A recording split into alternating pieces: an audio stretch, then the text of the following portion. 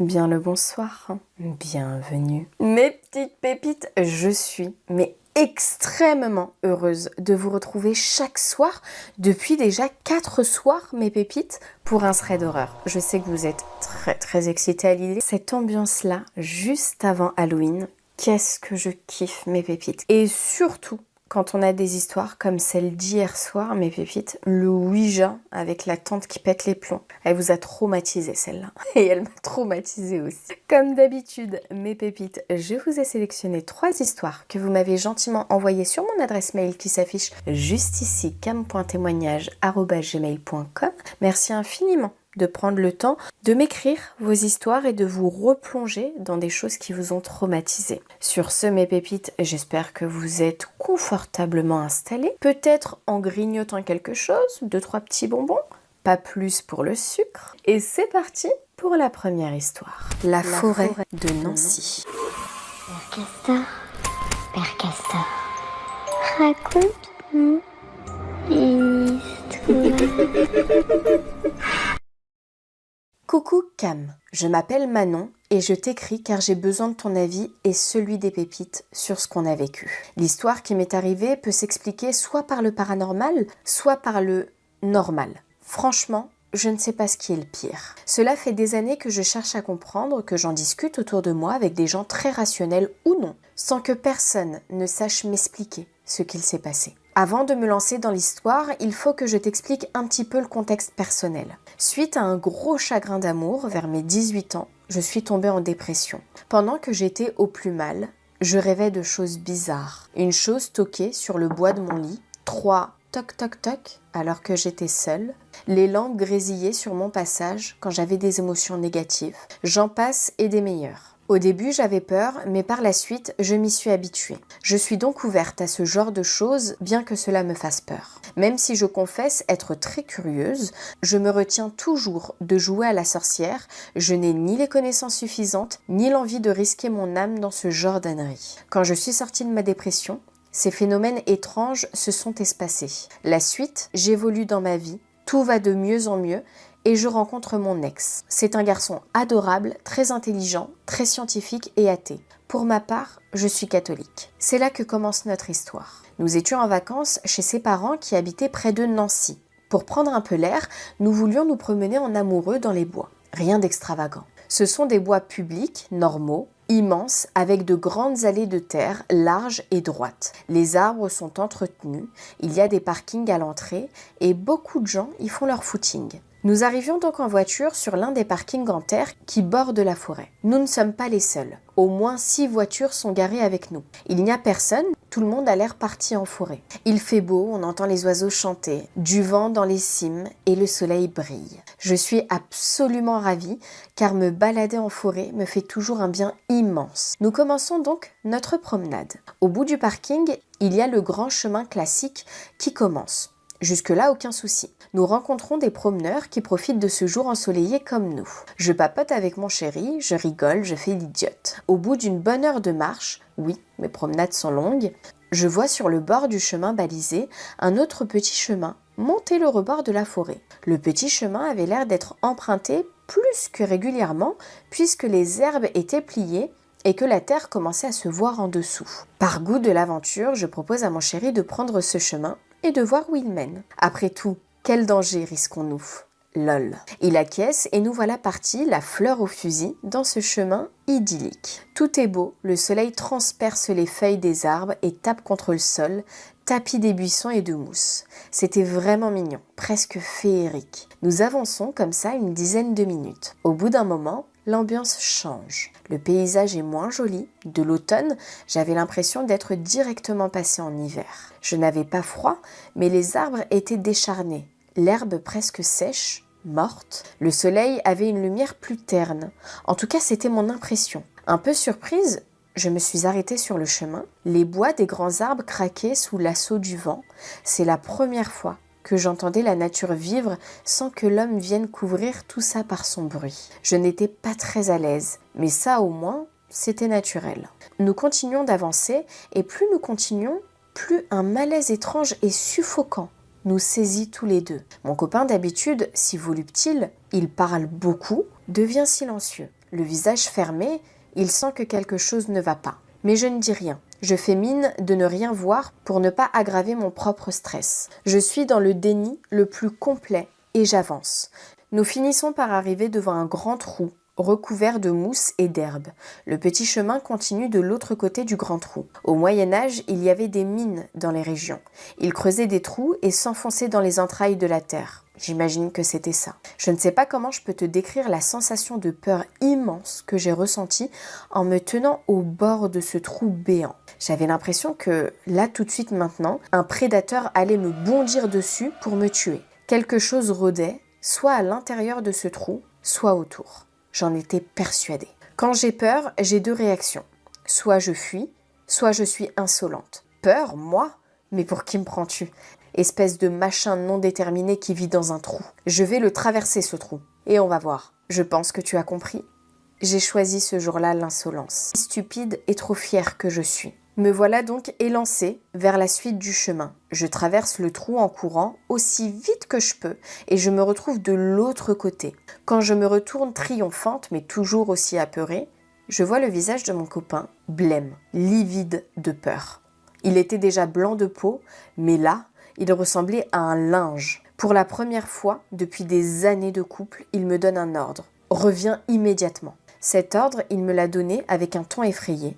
Je n'ai pas réfléchi et j'ai bêtement obéi. Je me suis élancée de nouveau dans le trou et je suis remontée à la hâte. Je passais dans le trou, mon imagination mêlée à mes sensations de danger imminent me donnèrent une image étrange en tête. C'était comme si des mains noires tentaient de m'attraper les pieds quand je courais. Je n'ai pas le troisième œil, va savoir ce qu'il y avait réellement en dessous. Pour le moment, mon seul désir était de rebrousser chemin avec mon chéri le plus vite possible. Cam, je te jure, mon copain et moi avons couru, sans nous dire un mot, jusqu'à temps de retrouver le chemin normal et balisé de cette forêt. Tout en courant, je me disais qu'il était bizarre et effrayant que mon copain hâté comme jamais ait eu cette sensation inexplicable au bord de ce trou. Je n'étais donc pas folle car j'avais ressenti la même chose et il y avait bien quelque chose là-bas. Si seulement les coïncidences s'arrêtaient là. En marchant jusqu'à la voiture, nous entendons le bruit d'une hache qui coupe du bois, comme si un bûcheron coupait un arbre non loin de là. Je ne suis pas experte en bûcheron, mais a priori, nous sommes dans l'ère de la modernité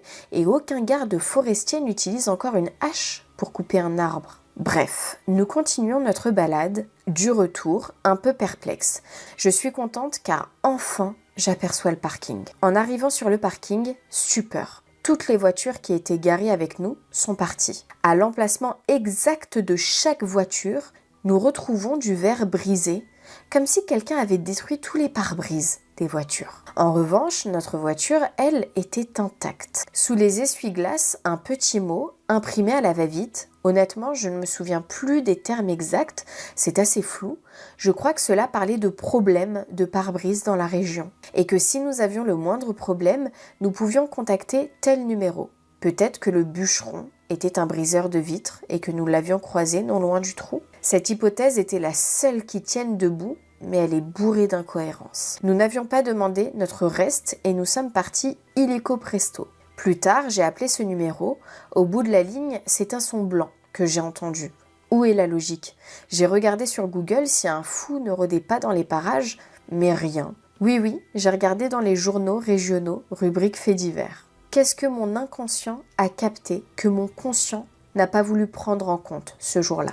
Pourquoi notre voiture a été épargnée? Est-ce qu'on nous observait dès le départ? Était-ce humain ou non? Tu me laisses sans voix, ma pépite. Je n'ai pas d'explication. Déjà, j'ai juste une petite remarque à faire. Ton copain, enfin ton ex, quand il t'a regardé blême, je pense qu'il a vu quelque chose que tu n'as peut-être pas vu. Et pour pas t'effrayer et pour pas empirer la situation, il t'a peut-être dit juste « reviens vite ». Mais pour moi, s'il a eu cette réaction-là, sachant que t'avais déjà traversé le trou, pourquoi il t'aurait dit de repasser par le trou? Tu comprends? Je pense qu'il a vu quelque chose et qu'il n'a pas voulu te le dire pour te préserver. C'est ma théorie. Après mes pépites, bien évidemment, vous dans les commentaires, vous êtes libre, vous dites ce que vous voulez. Plus vous entrez dans la forêt et plus l'atmosphère se glace. Tout ça, votre instinct le sent.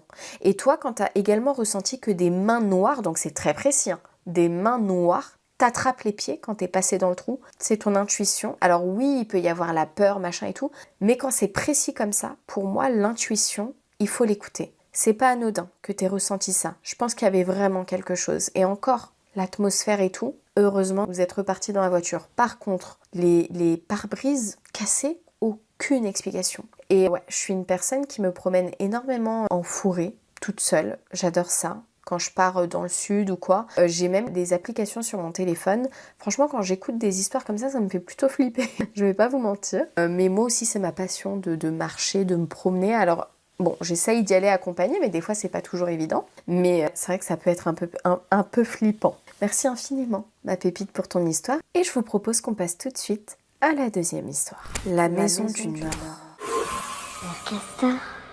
Père Castor, raconte-nous une histoire. Bonjour Cam, je m'appelle Ludivine, j'ai 24 ans et je vais te raconter mon histoire que j'ai vécue dans une maison que j'ai louée avec mes parents et mon copain dans le nord de la France. C'était au mois d'avril, je suis retournée dans le nord de la France, une région que je n'avais pas revue depuis très longtemps, suite à un décès dans la famille. Mais cette fois, on y retournait pour quelques jours. Juste un court séjour. Nous avions loué une maison assez grande sur 2 étages.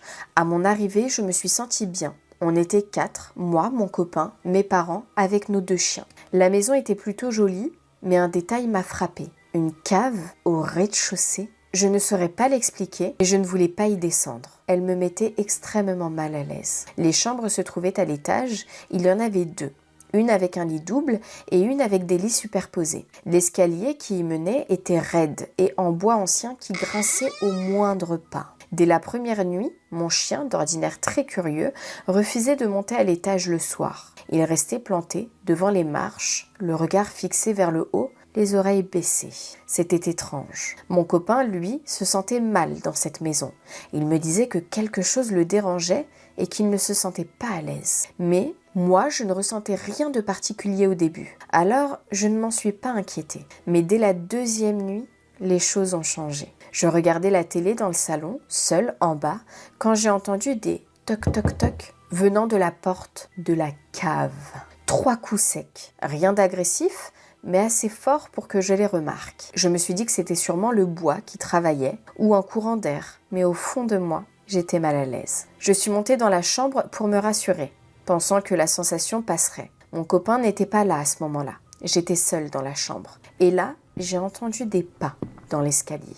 Des bruits de pas lourds, un à un, qui montaient. Pensant que c'était mon copain ou l'un de mes parents, j'ai ouvert la porte de la chambre pour vérifier. Mais il n'y avait personne. Le couloir était vide, pas un bruit, rien. Cette nuit-là, j'ai à peine dormi. La 3e nuit a été la pire. Je n'ai pas du tout dormi. Les bruits dans l'escalier étaient revenus, mais cette fois, ils étaient plus intenses. Chaque pas semblait plus lourd, plus affiné, comme si quelqu'un montait lentement et s'arrêtait juste devant la porte de ma chambre. Je regardais mon téléphone, il était 4 heures. Toute la maison dormait. Les chiens aussi. Je me suis réfugiée sous la couette, le cœur battant à 1000 à l'heure. Je n'osais même plus respirer fort. Quelques minutes plus tard, mon copain s'est agité dans son sommeil. Il a fait une terreur nocturne violente. Il s'est mis à crier et à se débattre. Il s'est réveillé en panique. Le lendemain, on a décidé de partir plus tôt que prévu. Sur la route, je lui ai demandé s'il avait passé un bon séjour. Il m'a répondu « Pas vraiment. Quand vous étiez pas là, j'entendais des bruits venir d'en bas. Comme des pas. Mais les chiens étaient avec nous et il n'y avait personne. » Eh ben sympa, ok. Si tu peux nous donner l'adresse de cette maison, comme ça on n'y va jamais, Ou alors, on envoie le grand JD, bien évidemment, y faire une petite enquête. Ou alors, encore mieux, Jill, notre amie Jill, faire un petit urbex là-bas. J'ai adoré ton histoire. Elle est pas aussi terrifiante que ça, mais quand même, les 3 toc-toc, tu vois, c'est des petites choses comme ça qui se passent dans le quotidien, tu sais au fond de toi que ce n'est pas normal. Mais c'est pas assez terrifiant pour que la situation dégénère. Toujours, tu vas te dire non, mais c'est peut-être le vent. Impossible, le vent fait 3 toc-toc dans une porte. Nous sommes bien d'accord. Merci infiniment ma pépite pour ton histoire. Je vous propose qu'on passe tout de suite à la troisième et déjà la dernière histoire, mes pépites. L'entité du cabinet médical. Père Castor, raconte-nous une histoire. Hello Cam, je m'appelle Louise et tu peux dire mon prénom. J'ai travaillé une saison comme secrétaire médicale dans un cabinet. Tous les jeudis matins, de 10h à 12h30, j'étais seule. L'un des médecins ne travaillait pas et l'autre faisait ses visites à domicile. Parfois, j'entendais des petits bruits dans le bureau du fond, mais rien d'inquiétant. Un jour, pourtant, j'entends clairement des pas, puis un bruit lourd, comme si quelque chose était tombé. Sur le moment, je me dis « Tiens, il n'est pas encore parti ?» C'est étrange, il est déjà 11h. J'étais sûre de l'avoir vu sortir. Car pour quitter le cabinet, il faut obligatoirement passer devant l'accueil. Comme j'avais un document à lui donner, je décide donc d'aller le voir. Je toque, aucune réponse. Je l'appelle, rien. Je commence à m'inquiéter, pensant qu'il avait peut-être fait un malaise. Oui, je suis un peu parano sur les bords. Alors j'ouvre la porte. Il n'y a personne dans le bureau. Lumière éteinte, volet à moitié fermé. Je reste figée 2 secondes. Soudain, au fond du bureau, retentissent des pas lourds, comme si quelqu'un, portant de grosses bottes, fonçait droit sur moi. Paniquée, je referme la porte d'un coup et je recule sans jamais tourner le dos. J'ai eu une peur bleue. Je suis sensible aux énergies et ce n'est pas la première fois que je percevais une présence dans ce centre médical. Mais jusque-là, c'était diffus, comme une empreinte du passé presque inconsciente du présent. Là, c'était bien plus fort. Plus tard, j'ai osé en parler avec mon beau-père, qui est justement l'un des médecins du cabinet. Il m'a alors raconté qu'avant d'être racheté par lui et son collègue, le bâtiment était une ancienne école. La partie où j'ai vécu ce phénomène l'avait fait agrandir sur les douves comblées de l'ancien château de la petite ville. Et pendant les guerres de religion dans la région, il est connu que des corps y étaient jetés, faute de place dans les cimetières. Depuis ce jour-là, même si j'entends encore parfois des bruits quand je vais travailler là-bas, je n'entre plus jamais dans ce bureau pendant qu'il est vide. Voilà mes pépites, ce thread d'horreur est déjà terminé. Dites-moi tout de suite en commentaire quelle histoire vous a le plus donné de frissons. En attendant, je vous dis à demain, 21h pour un autre thread d'horreur. Et si je remarque que vous n'êtes pas abonné à la chaîne, je dirai un petit mot à Georges qu'il vienne vous rendre visite cette nuit, peut-être à 3h du matin. Alors abonnez-vous. En attendant, protégez-vous et surtout, ne regarde pas derrière toi. Ring around the rosy. I'm sorry. I'm a lizard lover. I cannot promise you that, Vivi. I do love the goddamn lizards. And you know what's funny? Imagine if Divinity comes out and there's a lizard companion and I don't romance him. This is the place. Well, I will try to romance all of them, you know, but what if the lizard isn't the one I find sexiest? I wish I could tell you. I think you'll have an Most folk who identity come here crisis. don't return. Best be on your guard. We go.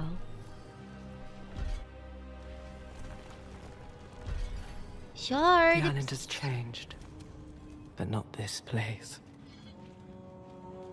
Lilith, I hoped never to come here again. Do you guys think that She's Lilith and talking, I'll Inarius take it as a still good love sign. each other? And they have like feelings for each other?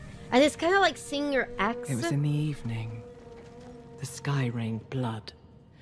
Every angel. And then what if the every moon demon, found there? all were dead by my hand. All except Inarius. Yeah, but she hates him. But you know that... it's almost like she hates him in a way. Do you think they had like hate sex? That's how the Nephilim came to be? Running Hammer, thank you so much for the 25 good subs. That's It was so in kind the of you. evening. Thank The you. sky rained blood. Thank Oh, you. It was in the Yeah. evening. Thank you so much. 25 gift subs. As I talk about a demon and an archangel fucking. I don't think there was a better Someone's time. blocked the way. Keep an eye out. I've got the door. Maybe the bunny's right here. Okay, so we keep him safe. Bob! Thank you so much. Running hammer. Hey, Bob? Come Steve? on, you ass-begotten thing. Leonard? Need me? No, I've got it.